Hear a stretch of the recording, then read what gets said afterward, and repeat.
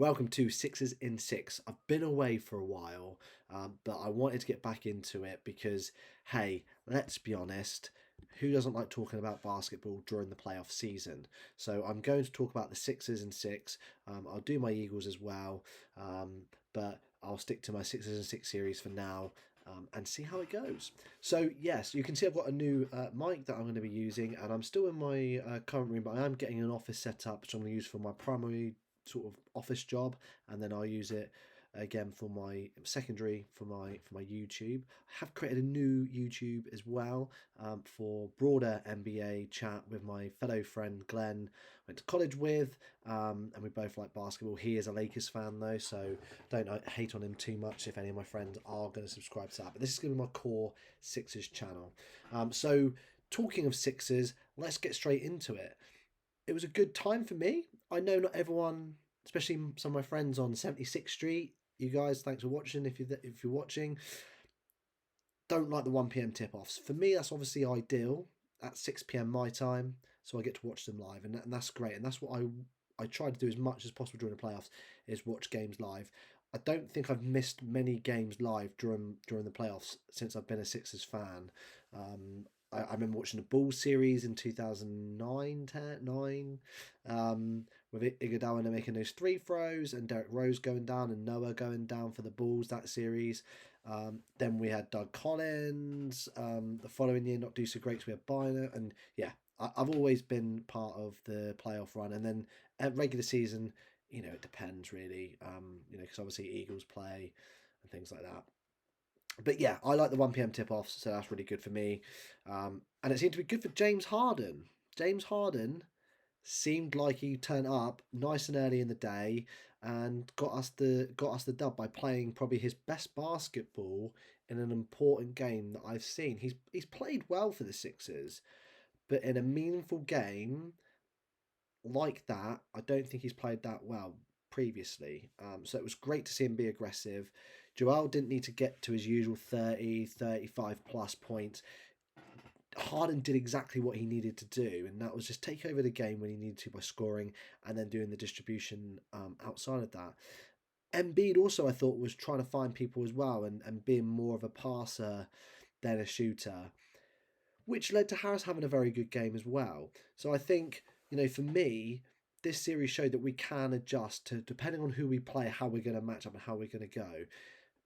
If all goes well, which it should, we get into the second round and we play the Celtics, we're not gonna have the chance for those ISOs to happen. Obviously Harden and Embiid are good enough to beat the person that's guarding them. Embiid will probably get doubled more so than Harden, so Harden will have to continue to be aggressive. But also you do need your Harris and your Maxi to step up. Max didn't have his best game, but that's fine. This series is for me is trying to find the right sort of blend of how we can play it and show multiple looks to the Celtics going into round two, because I think under Brett Brown it was too obvious what we were going to do, and because of the fact we had Ben Simmons as our point guard, so it's easier for teams to know what we were going to do, whereas we've got that explosiveness from Maxi. He can take over. We've got our role players like Niang or Harris or whoever to make those threes if needed. And then you've got Embiid and Harden being the core two. And then, like you say, Maxi Harris, Milton, Niang. Someone can step up and be our fourth scorer. We haven't seen too much. I don't think defensively we were that great, so it's going to be tough to see who's going to step up at defensive level. But we're expecting Daniels too, and Melton obviously too as well, as the series goes on. But Bridges had a really solid game, so obviously he's the one we need to keep an eye on going into the game two tonight. I do expect a win still though, and I do expect us to go into Brooklyn 2 up. Hopefully everyone goes healthy again, and it'll be ideal if we continue with low minutes for the starters, under the 35 minutes as much as possible when we can, especially to prepare for that second round against most likely the Boston Celtics. But for me, the game was a solid game. We did what we needed to do.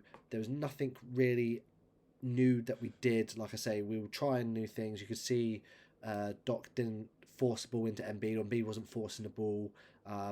to score like he sometimes does, or wherever he's asked to by Doc. So I think it was good to see a mixture from Harris, and Harden being scoring options primary as well as Embiid. It's not just Embiid. So it'll be interesting to see what happens in round two, because Nets will try and make their adjustments, and it might be an Embiid game tonight, and that's what I'm probably going to predict, if I'm honest with you. I'll probably say that Embiid will probably be over on points tonight rather than under, and I think Harden will have to do the same thing again, just to confirm his dominance there, and I think he'll go over on his points as well. So I'm expecting around 20 for Harden, and probably more towards the 30-35 for Embiid going into tonight's game. But overall, great win for round one. Game one, round one, exactly what we need to do. We've got game two coming up. We want to confirm our sort of the participation in round two as soon as possible. We want to get to that next stage of the dance. So if we can do it in 4 games, that would be great. And I fully expect this team to be able to do that. There's no reason why we can't destroy the Nets in 4 games and go home. Worst case, it will be 5 games. The Nets might take one in Brooklyn, but I fully expect us to be in the second round quite early, one of the earlier ones. The positives from around the league, not so much positives because it's bad to wish juju or bad luck on anyone, but the Bucks look like they're going to be in for a tough series if Giannis can't play in game 2, so that might be handy for us if we do beat the Celtics, and I am confident of that. So there's a lot going on, and that also proves the vulnerability of teams in the playoffs, and that's why it's really, for me, cautious that we do try to keep Embiid and Harden and Maxey in particular lower minutes. I know Maxey's young, so you can probably push him a little bit more, but keeping Harden and Embiid under 35 minutes is crucial for me to make sure that we do keep them as healthy as possible. We don't want a situation, and I know Giannis went down in quarter one, and it was early on in the game. He tried coming back, but for me, we don't want to happen what happened last year with the game. We're up by a dozen points against Toronto. Embiid gets injured, and then that ruined our playoffs last year. So I don't want the same thing to happen this year. And I know the guys on 97.5. I know John in the morning show very much says that, and I fully agree with him on that. So yeah, that's my review of the first game and going into the second game, and how I see the series kind of going forward. Hopefully I'm right and we are over and done with within 4 games, and I'll do another reaction tomorrow or Wednesday. Thanks for watching, and hopefully I'll see some of you guys again soon, because if we get to the Eastern Conference Finals, I'll probably be flying back over.